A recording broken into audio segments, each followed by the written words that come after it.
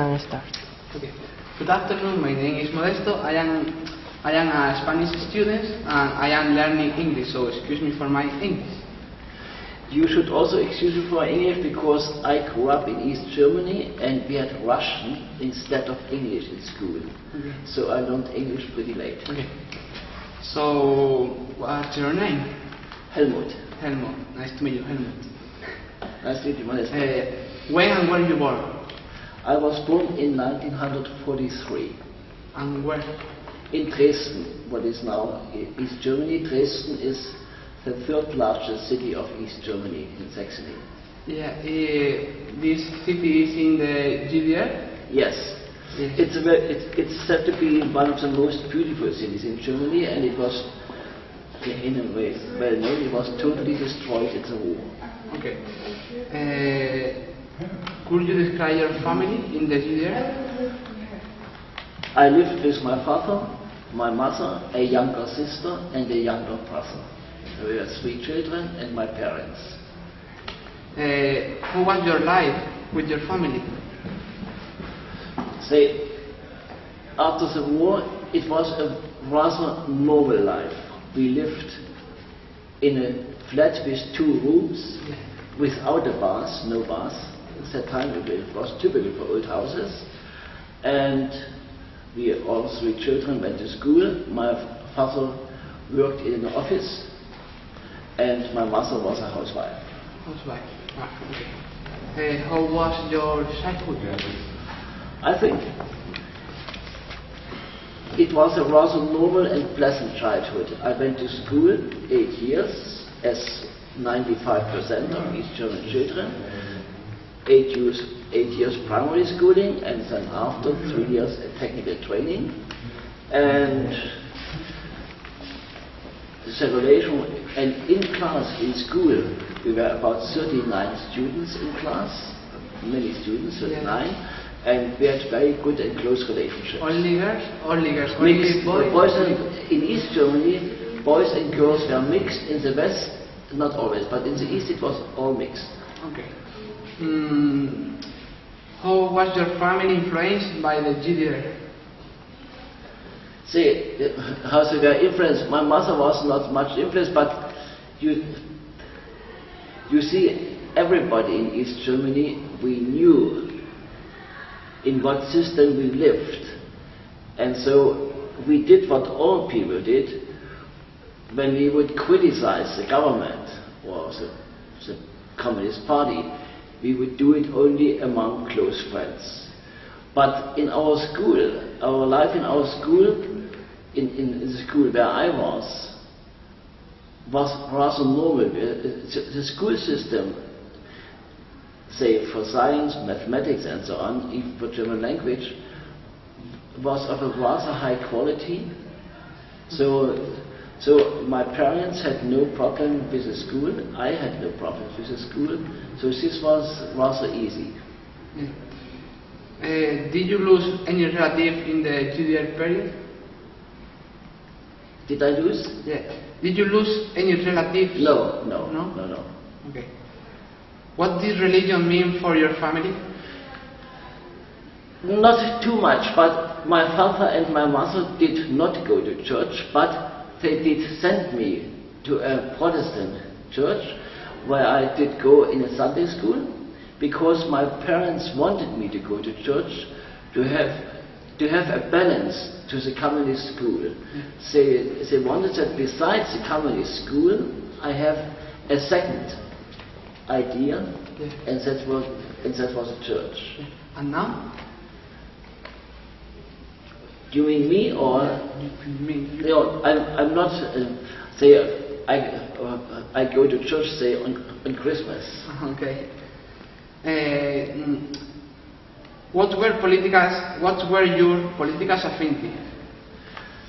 That is difficult to say. When we lived at that time, when we lived in East Germany in the 50s, it was the Stalin time or just before the war. I lived in East Germany until the war was built. I left East Germany when I was 18 in 1961, and when we had no problems, I think, with socialism. That means that all factories and so on belong in theory to the people, practically to the state, was not a problem. Our problem was that, for example, you could not travel freely. In Spain, for example, under Franco, you had also one party, you had no political rights, but the Spanish people could leave Spain as they wanted. When the Spanish people under Franco wanted to go to Germany, to France, to work, they could leave. We were all got stuck in East Germany, and I think what we really most disliked was that we could not travel freely. We could not go just to West Germany, to Denmark or to France. It was impossible. And this was what we, I think, most of us, and I myself, hated most.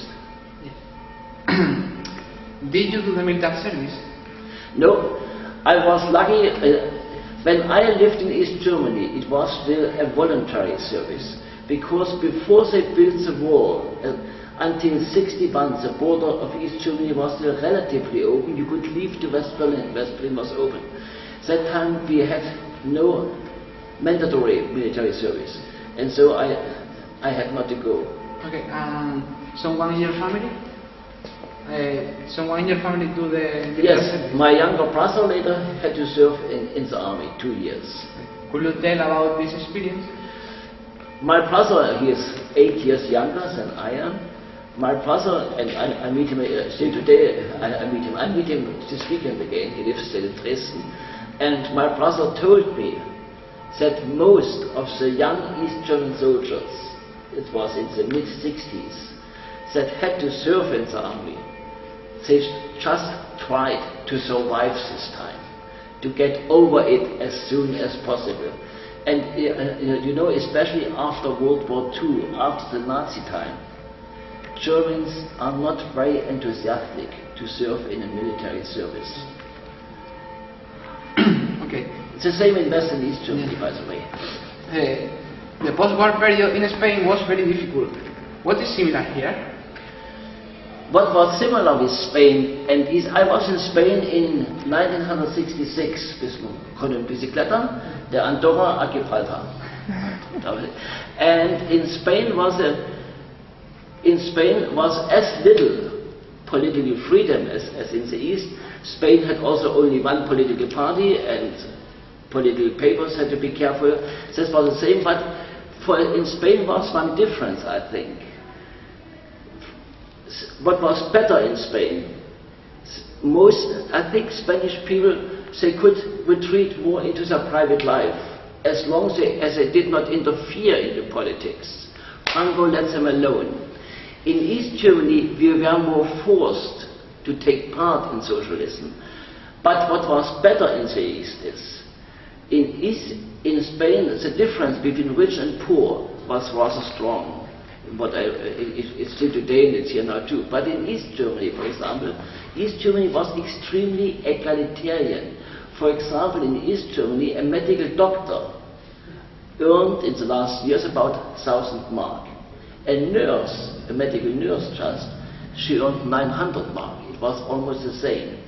And I, for example, I was a young technician in chemical industry, in chemistry, and I was 17 years old when I finished my training. And in our companies there were technicians, there were the engineers, there were the scientists, and there were unskilled laborers. We all would say do, we have see and do in German, usted or tu, and we all said, we all were like colleagues, very normal. And also our income, an engineer would earn 50 mark more than I, and the boss of my department, he would earn 20% more. And we all accepted this as normal. And the other point was great, the other difference in Spain, when you would not go to church under Franco, or you would say, I don't believe in church. That was no danger for you, but it was not so good. You should be loyal to the church. In East Germany it was the other way. When you would be loyal to the church, you could be a Christian in East Germany, Catholic, or most are Protestant in the East. Lutheran. When you were loyal to church, you would not go to prison, you would nothing. But when you were loyal to church and you wanted to study in universities, this was more difficult. So it was not, the political party, Communist Party, did not like when you were engaged in church. But it was not seen as a criminal offense. It was just a disadvantage for your promotion. It was very difficult for the people to go to university. That time it was both in East and West Germany, about only 5% of each year's graduates went to university. Now it's 30 here. So it was a very small proportion. In West Germany it was much easier to go to university when your parents were educated and had money. In East Germany it was much easier to go to university when you were the child of a working class people, because the East Germans wanted to have a new academic class. An academic class that is more loyal to communism than the old academic class had been. So when you were a working class kid, you were really supported to go on to study. Yeah, okay. Are you affected today because of this experience of the GDR? Are you affected today because of this experience, of the experience of the GDR, to life in the dictatorship? To the dictatorship. Are you affected? You see, not only me, but I think what I feel now. I lived 18 years in East Germany, or 2 years still under Hitler, but I was 2 years old. I lived 18 years in East Germany, and after there wasn't, I left illegally, alone. My family stayed behind. My parents, my younger brothers, they stayed in the East, and I left East Germany just before the wall was built. When this wall in Berlin was built, around, you know, it's a big wall. Yes. I felt, I knew they would build it, you could feel it. So I left alone. And I never regretted that I left East Germany. I felt much better in the West. But now the West has changed, and I feel, say, my early socialist education in East Germany. This education that means that you only earn money when you work with your brain or your hands. You don't make money with selling papers to something. You don't make money by cheating people in a bank. And what I feel now, I feel the last 10, 15 years, I feel that I have still a socialist foundation, because I think what is going on in the Western financial system this is a very perverse capitalism to me. And I feel this rather strong, and I think I still feel it so strong because my basic education in East Germany was the good thing, or the acceptable thing with socialism was that all workers, all people are equal, and the bad thing with socialism in the East was that only one party decided, and that you could not open your mouth and you could not discuss freely what you think. You could not form a political party, since you couldn't. So we had less freedom, but we had more social equality. And another point was there was no unemployment. But you know what it means in Spain now. You said that you left. You crossed the wall? Yes, no, before the wall was built. The wall was built in August 1961, and I left in May 61. I waited until I was 18 years old. With 18 years, you had adult legal age. My parents were no more responsible for me. If I had left younger, my parents would have had problems. They would say, you are responsible for your son. But when I was 18, they left my parents in peace. I could have left with 16, it was no problem. Okay.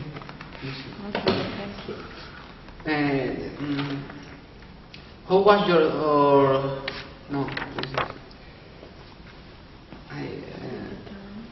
what were you doing what were you doing the day the wall fell?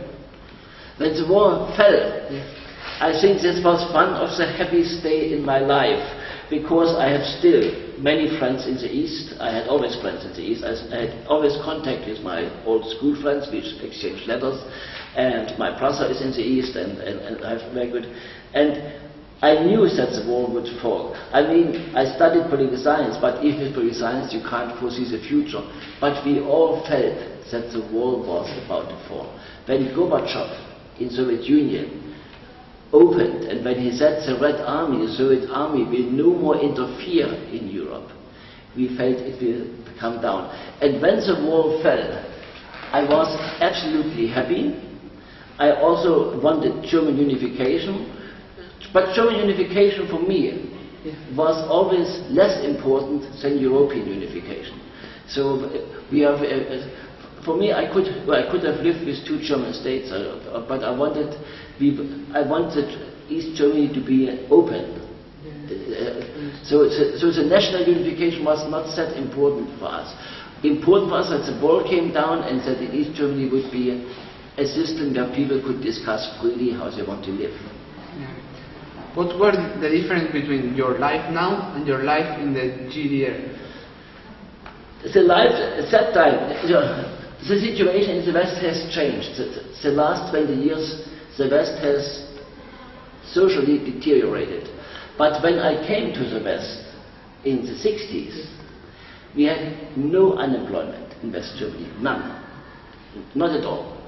And since we had no unemployment, workers, employees, everybody was treated much better than now. You had nobody working like today for €5 an hour and so on. Wages were much higher in West Germany, relatively, in the 60s. So that meant you had no coiffeur who would work for €3.50, what you have today.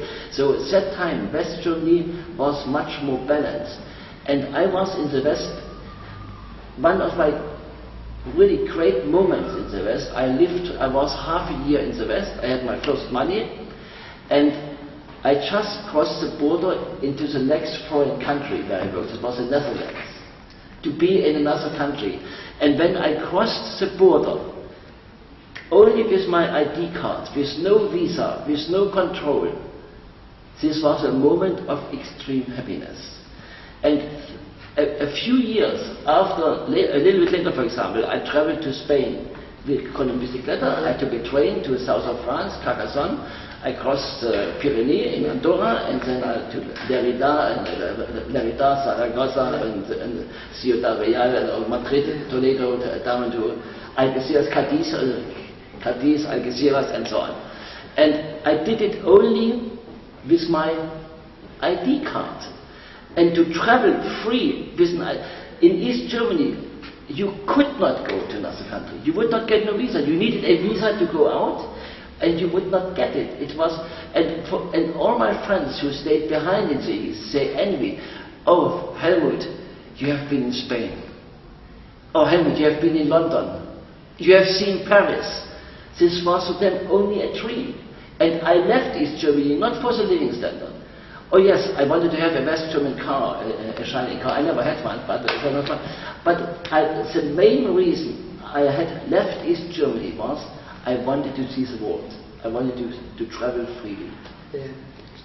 And so in the West, this I could do. Were you angry when you left the East Germany? East Germany? Yeah, what did? Yeah. Were you angry? Angry? No, never. No, living standard was high enough. In East Germany, I think the time of hunger was only the first 2-3 years after the war.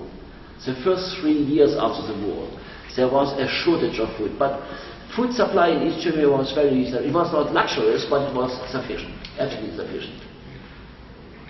And I think that time to compare with Spain, when I was in Spain in 1966 and compared it with East Germany, the poor Spanish people were poorer than poor East German people. Say in Andalusia and so on, when I saw poor people in the Franco time, the poorer Spanish were poorer than East Germans. So in East Germany it's much more balanced. I have seen much more poverty in Spain in the 60s than I have seen in East Germany. Interesting. Do you see or hear any propaganda, ads, or public announcements for the GDR? Oh, in the GDR all the time. You would have, when you would be in town, you would have big posters. For example, you would have a big poster, socialism will be victorious, or there would be a big poster, defend the fatherland against American West German imperialism. Or you had these posters all over, and we just ignored them. We didn't see them anymore. They were there, like you ignore a Coca-Cola ad. You don't read anymore, oh, Coca-Cola, you just ignore it, it's always there. And we had this communist propaganda also, it was just there, and we didn't care. We were not upset, we were not enthusiastic, we just, it was too much, we didn't see it anymore. This adverts influence you? This adverts influence you? Posters influenced you? No. What I think that time very, no. What is your favorite memory of your childhood? The family. What is your favorite memory? My favorite memory of my childhood, this was a good relations with my friends in school. Yeah. In our class in school, we were good friends. In the GDR? In the GDR, we were very, very good friends. We are also very good friends when I worked in the industry. Yeah. With my colleagues. This was a personal relations with schoolmates and later with my colleagues in industry. Yeah. Yes. Could you describe your childhood during the GDR? Describe. You see, I think this childhood was not that much different to a West German childhood, but only what was different. For example, in East Germany, we had, for example, music. When you a childhood, when you get a bit older, when you get 15, 16, you like pop music and so on. Yes, and in my time, when I was your age, it was the time of Elvis Presley in the West, and it was rock and roll. And you could not get rock and roll records in the East. You did not hear rock and roll music in East German radio. It was totally banned. Why? It was seen as cultural American influence. Yeah. It was seen as imperialist, and I think it was rather stupid to ban it but we could get American radio and also West German radio. We could get it in East Germany. Of course, first we liked Elvis anyway, and second, when it was banned, when your teachers, when the school and your parents are against it, then this music is really hot. and so that meant I was extremely, when I listened, and I started to learn English and Spanish too, by the way. I learned, besides my technical training, I began to learn English when I was 15 years old. 15. I was the first time in West Berlin. It was still open. Yeah. And I thought, I will leave the East when I'm older. And I began to learn English and Spanish to be prepared to see the world. I prepared English and Spanish for traveling in the world. I knew when I'm 18 I will leave.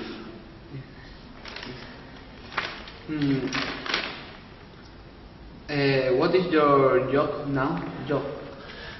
Now, actually, my job should be retirement. I'm now 70 years old, but I still lecture American students. For example, this Sunday I will be with American architect students in Dresden, with the Northeastern University of Boston. I lectured the Sarah Lawrence College of New York, also in architecture and city planning in Germany. So I still do quite a bit of lecturing for American students. In the GDR it was the same? No, in the GDR I had only 8 years school and 3 years technical training in chemistry.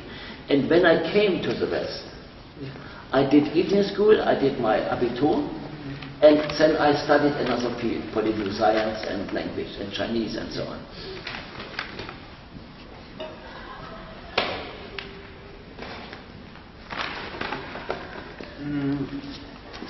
Could you describe important moment in your what is the difference between your childhood and your adulthood? Oh, yes, of course. That is first, of course, the difference between every childhood and adulthood. When you are an adult, you have to care for yourself. But what I would say, what was good and bad, I think in East Germany, most of my childhood was quite. I like to think back of my childhood. But what I liked in the West, in the East, here in the West, I studied political science and I studied language, Chinese and so on. In the East, I would never have studied political science because political science in the East was very disciplined by the party. You had to study communist propaganda only. And in the West, I knew when I studied political science, I don't study political science to praise the government. I study political science to analyze the situation of the world. So in my adult life, I was always totally free to decide what I study, what I do. Yeah.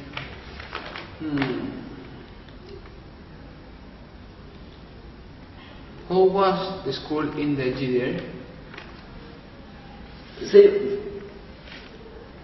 The teacher, the school. The training or our lecturing in science, chemistry, physics, mathematics was better than in the West.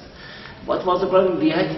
We all had to learn Russian in school, only Russian and no English.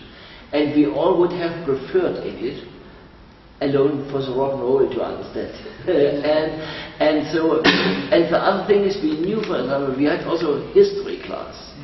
And in history class, some history classes were really good, but when it came to the modern time, of course, the Soviet Union was always a paradise, and the United States were always a capitalist hell. Yeah, okay. But we all knew, we were not stupid, we knew that cannot be true.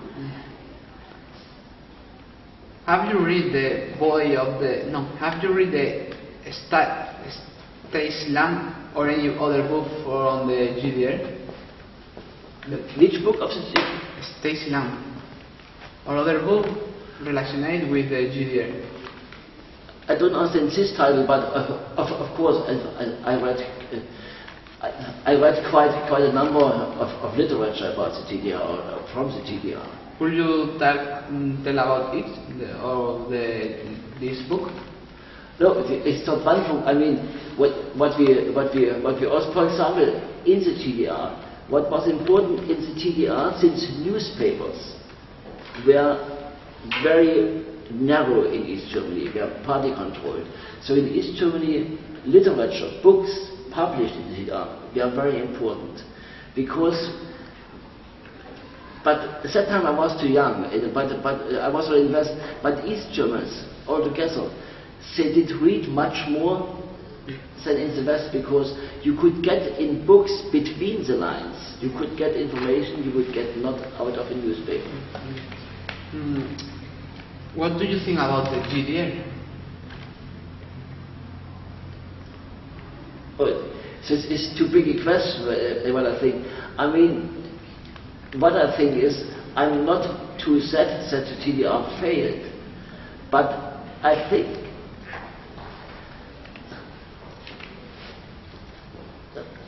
what we could have, I don't know what we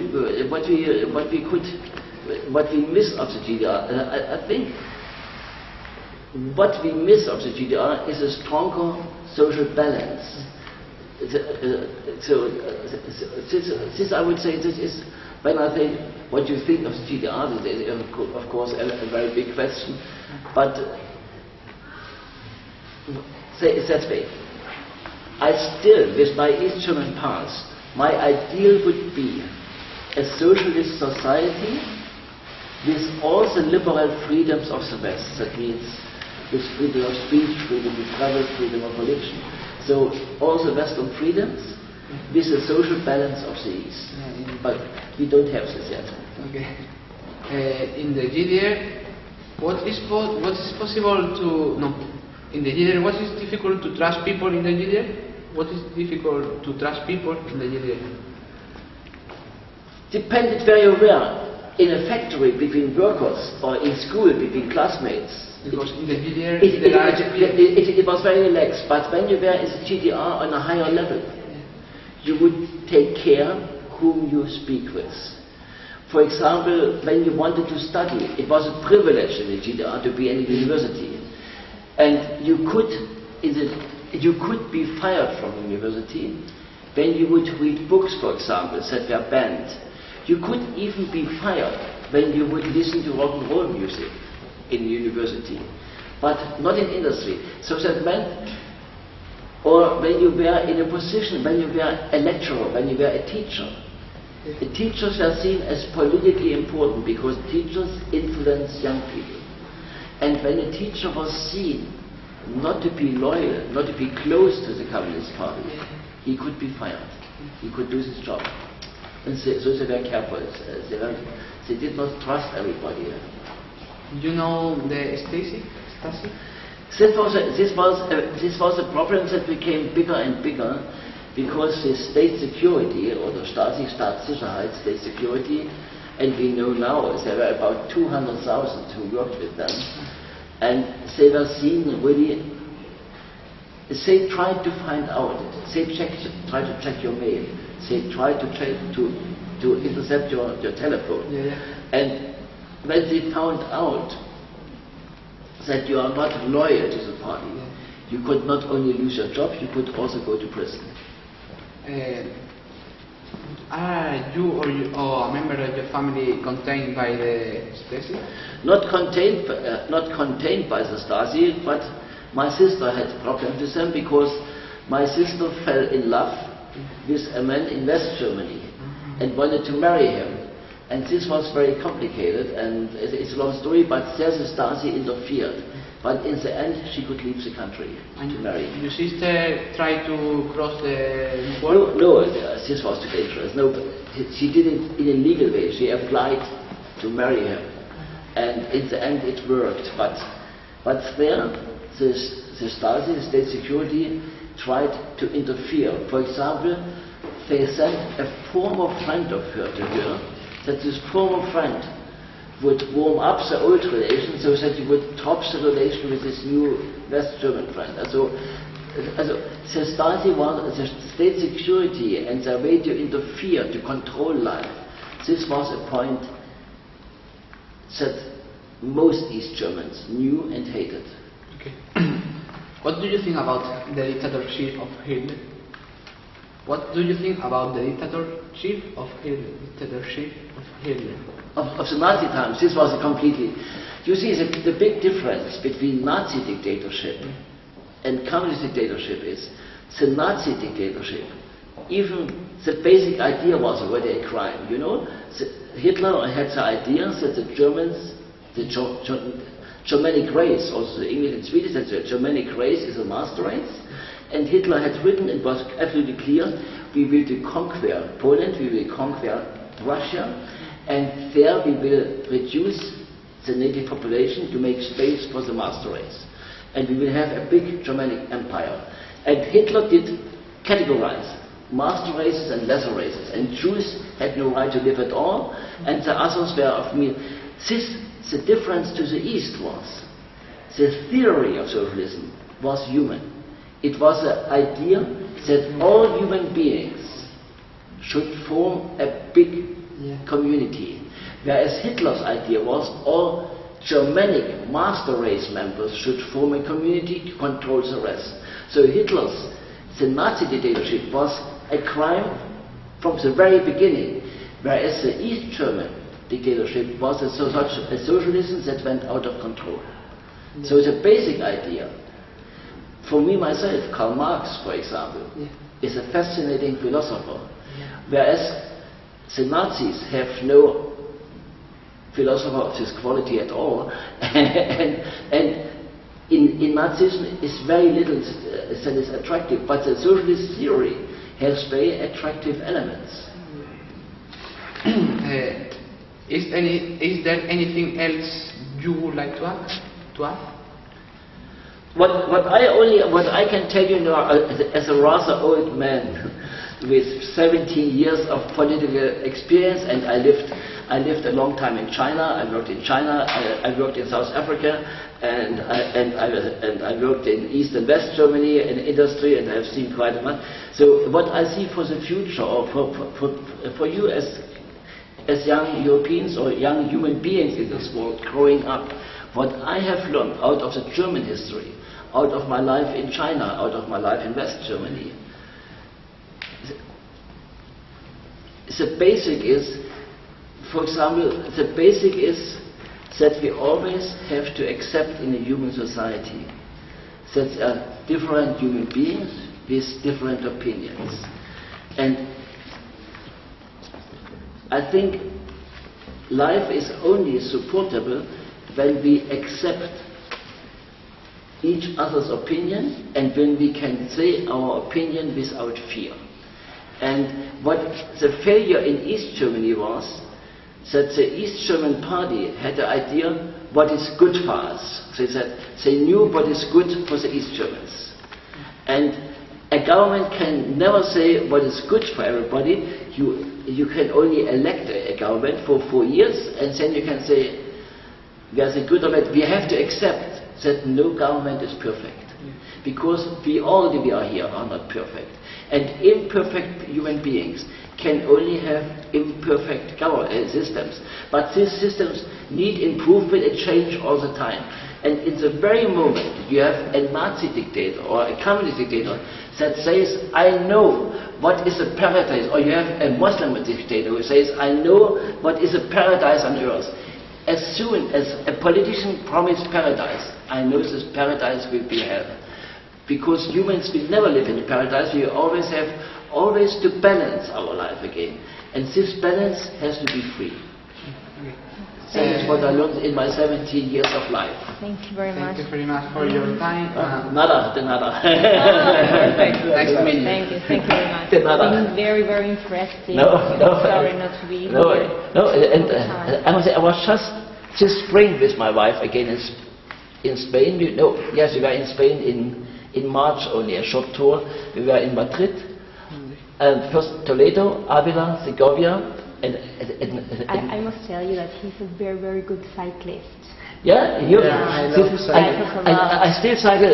Each spring, my wife and I will cycle 1,000 kilometers in France, always one region. I have no car. I never had a car in my life, so I don't like cars. But when I cycled in Spain.